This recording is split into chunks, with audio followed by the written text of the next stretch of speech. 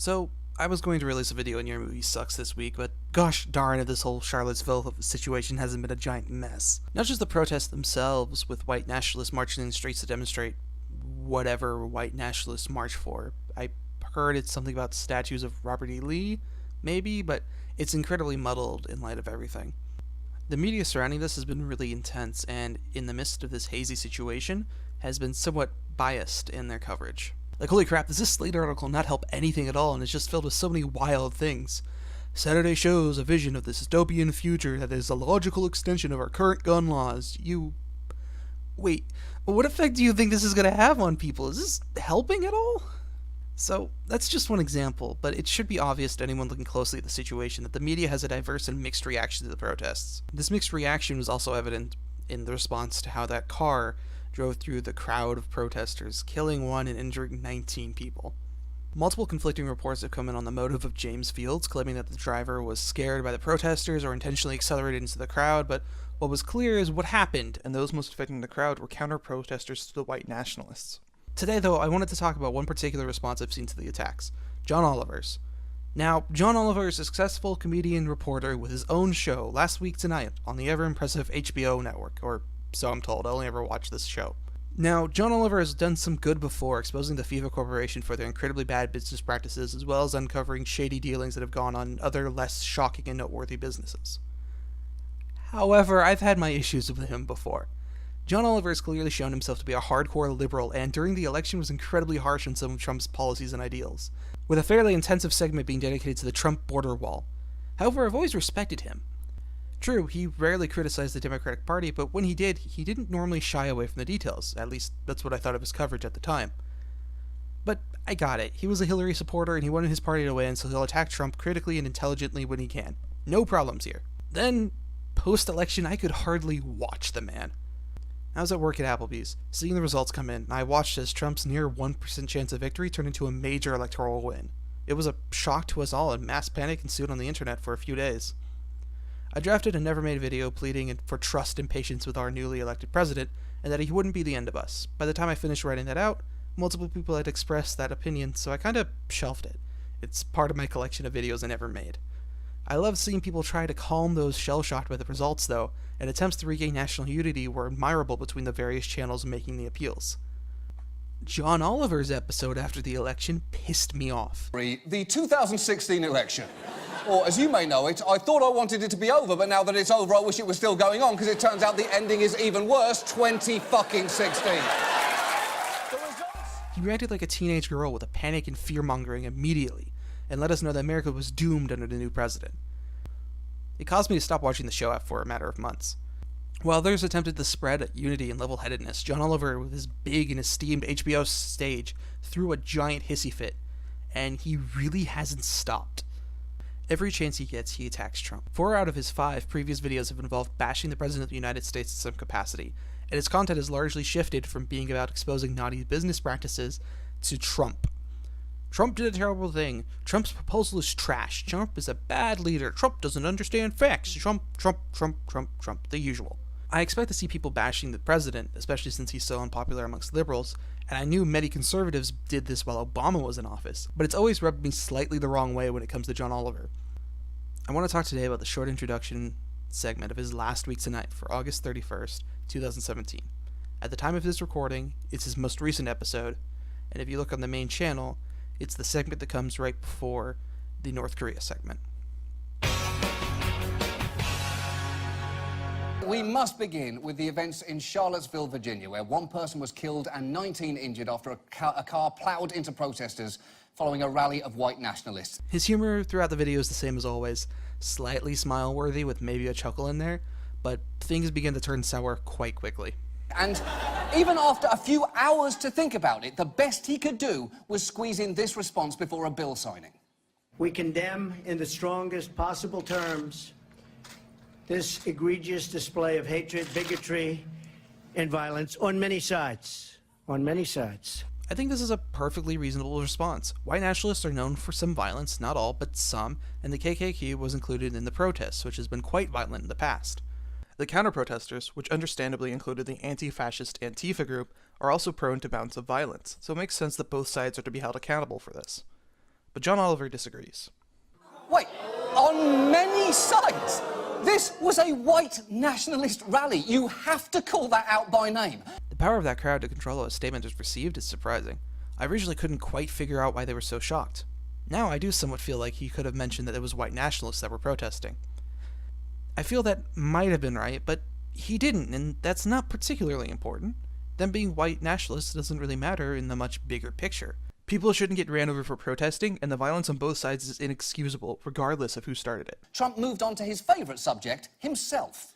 It's been going on for a long time in our country. Not Donald Trump, not Barack Obama. It's been going on for a long, long time. It seems Trump's first response to anything bad happening is always to immediately absolve himself of any personal responsibility. I feel like what Trump said here was fair, considering how, as John Oliver himself brings up later in the video, many white nationalists supported Trump. Many people claim that he caused them to gain in numbers, like John claims later on. Trump's saying this to remind people that these people have always existed, and it's not Trump's fault that there's white supremacists. Though that's apparently not something he's allowed to remind people of, according to John Oliver, because, oh, isn't Trump just so self-centered, always talking about himself? He kinda has to, due to some people blaming Trump for individuals who've always been around for a long time being around in the present day. You're not going to just kill off racism. These people are going to be here, and they've always been here.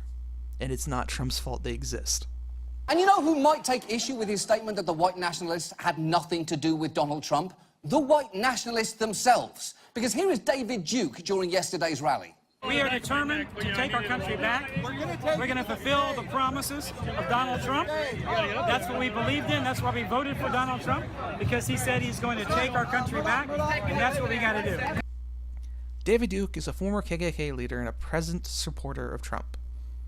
Alright, this is an individual that, as a radical conservative, his views align more with Trump's than Hillary's. He chose the conservative over the liberal.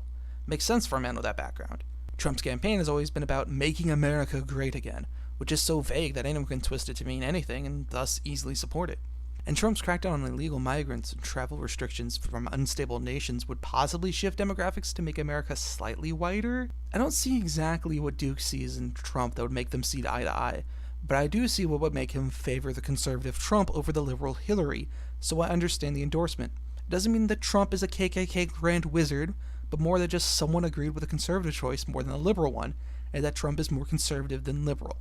I've got to say, David Duke and the Nazis really seem to like Donald Trump, which is weird because Nazis are a lot like cats. If they like you, it's probably because you're feeding them. I still stand it's more about white nationalists tending to be more conservative than liberal, just due to individual issues lining up with more of a conservative mindset than a liberal one. I'm also still largely unaware of anything Trump's done to purposely advance the white race over others, so I'm not sure if he's more fed them than just not attacked one of his supporters for the sole reason of supporting him. And that kind of connection there is something that anyone in their right mind would want to immediately and repeatedly disavow. And it's not like Trump wasn't given the opportunity. Watch what happened at the end of his speech. Thank you, everybody. Mr. President, how do you respond to white nationalists who say they're participating in Charlottesville because they support you? They'd like me to sign the bill here instead of outside, so I think we'll do that. Okay? Thank you.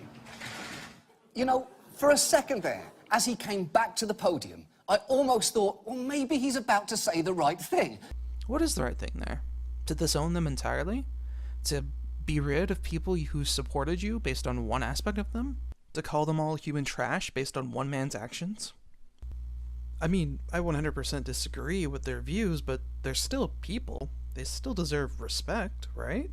I think Trump started thinking slightly before he started speaking. He comes out with what he thinks he wants to say, then holds off saying more due to his previous tendency to say more wild and unusual things when going off script. He's become more professional and proper as president. He has, after his initial response in this John Oliver video, come out against the protesters' ideology. Racism is evil, and those who cause violence in its name are criminals and thugs, including the KKK, neo-Nazis, white supremacists, and other hate groups that are repugnant to everything we hold dear as Americans. It's not that I would say he agrees with these people. He's just been tolerant and silent of their support and involvement up to this point, and the protesters and the violence within it has finally made him fight back against the people he's otherwise been against addressing. To anyone who acted criminally in this weekend's racist violence, you will be held fully accountable. We condemn in the strongest possible terms this egregious display of hatred, bigotry, and violence. It has no place in America. Those who spread violence in the name of bigotry strike at the very core of America. Trump's initial response seemed somewhat underwhelming to most people. Aside from not addressing the white nationalist issue, he also failed to discuss how the car that drove into multiple protesters was an act of terrorism, which White House correspondents have since addressed on his behalf, as well as other details of the event. He was at the golf club at the time, and I'm willing to propose the possibility that he was actually waiting for more information to see exactly what was going on before he said anything more, which would explain why his initial response seemed weaker for multiple reasons, and why his response after seemed so much better. And the source cited is the author's ass. So this script was finished on Monday, and it's been rewritten a couple of times due to the addition of new information, and when I made this claim originally, I was making a genuine speculation and assumed I would never really get a concrete answer on this. And then this happened. I didn't wait long. I wanted to make sure, unlike most politicians, that what I said was correct, not make a quick statement. The statement I made on Saturday, the first statement, was a fine statement, but you don't make statements that direct unless you know the fact. So, as it turns out, my speculation is actually right. I'm quite comfortable now saying that our president isn't a racist, and that his earlier statements were so weak because he was still waiting on information. He had one last shot before the buzzer on the racism clock hit 0, and he threw an air ball so far away it landed in the Third Reich. Okay, I thought that joke was kind of clever. I liked it. A lot of his newer jokes fall flat because they're mostly overused Trump jokes, but that one was actually kind of funny. After he signed the bill, he got another chance. Mr. President, do you want the support of these white nationalist groups who say they support you, Mr. President? Mr. President, have you denounced them strongly enough? A car planning a group of people, would you call that terrorism, sir? See, like, even at the end of the second clip, you can hear someone asking if he considers it terrorism. I genuinely believe he was golfing, got the news, made a small statement while waiting for more news to come in before he made a broader statement.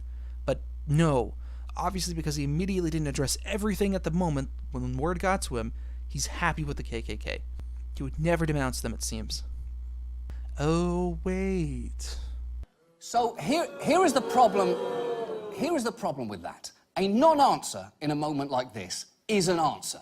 If you had asked me, have you ever been aroused by the fairies in Zelda, the Ocarina of Time? And I responded by slowly and silently walking away from you, you would know exactly what I was saying. Unless you have an incomplete understanding as to what is meant by that and wanted to do a bit more investigating before you give an answer. Kinks are also not the same thing as something like this, and there's a lot more weight in making sure you say the right thing about a hot topic like racism than there is about admitting, say, Laura Croft turned you on as a kid. Huge difference here, and while both would require some explaining to handle properly, it'd be quite a different explanation. You can't really say you hate a group of people because of the way their polygons are positioned, if you catch what I'm kind of getting at here. Sorry, that joke was awful. Moving on. White nationalists seemed pretty clear about the message that Trump had sent to them with his response. This is from an infamous neo-Nazi website. Quote, Trump comments were good. He said he loves us all. Also refused to answer a question about white nationalists supporting him. No condemnation at all. When asked to condemn, he just walked out of the room. Really, really good. God bless him. Or did Trump actually say he loved white nationalists? He didn't say that once. And, oh man, that excerpt, it sounds so unprofessional. I feel like they're kind of just saying a bunch of crap, like maybe they made that quote up. Wait, the Daily Stormer? Why does that sound so familiar? Wait, Summer of Hate? Let me Wikipedia this real quick, because it feels kind of 4chan-y. Oh hey, yeah, that's... Huh. So they're purposely building a troll army to push their agenda and have ties to 4chan due to their meme base being quite similar. So these guys are being taken seriously? Like, that quote they use sounds super amateurish and set off a bunch of fake flags in my head. And some of these articles seem really memey. Like, they're describing mainstream media as Jew media. Like, if it's not a meme, it's really sad and can't be taken seriously in any way. Like, it's actually kind of funny. Though, since it's been blacklisted, I really can't check the accuracy of that quote anymore. But back to the point I made earlier. Anyone can claim to support anyone. They claim to be Republicans, so they identify with that party's leader. There seem to be some genuine neo-Nazis in the group, so maybe it is somewhat legitimate, but my point still stands that they support who they want. It doesn't really matter. They supported PewDiePie as a Nazi back when he was in the Washington Post, when they were doing their ill-thought-out hit piece on him. And PewDiePie isn't actually a Nazi, he's just a YouTuber making edgy jokes. So, what does it really mean? The racists identify Republican and support Trump. Trump didn't immediately condemn people while gathering information on the incident, so they supported his statements. I don't really see the major fault of the president's actions here. Since he's later expressed displeasure with white nationalism, it ultimately worked out, no? Or would John Oliver just complain that he should have condemned them earlier? If he had condemned them earlier, who's to say John wouldn't just bash the president for not condemning them before this point? And if he condemned them since day one, I'm certain John would still bash them for ever getting racists to support him. This is really the problem I have with John Oliver at this point. There's no end game.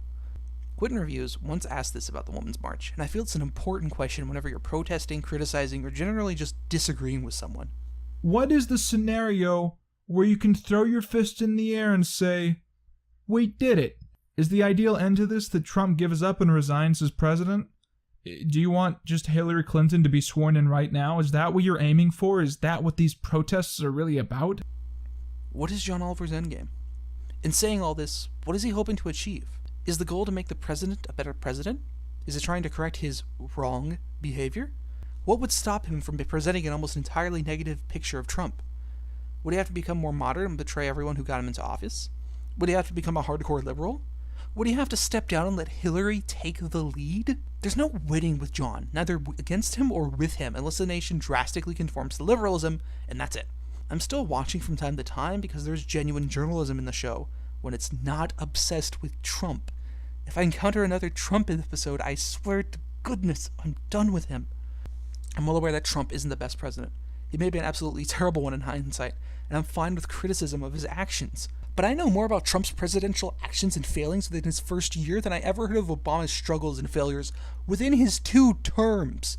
I appreciate the skepticism now, but I wish it either would have been weighed more heavily on Obama, or it would be at least a bit more fair for our current president. Oh well. Sorry, that just really pissed me off when I started watching it, and I wanted to make a thing about this since I had a bit of free time. The regularly scheduled upload will be coming soon.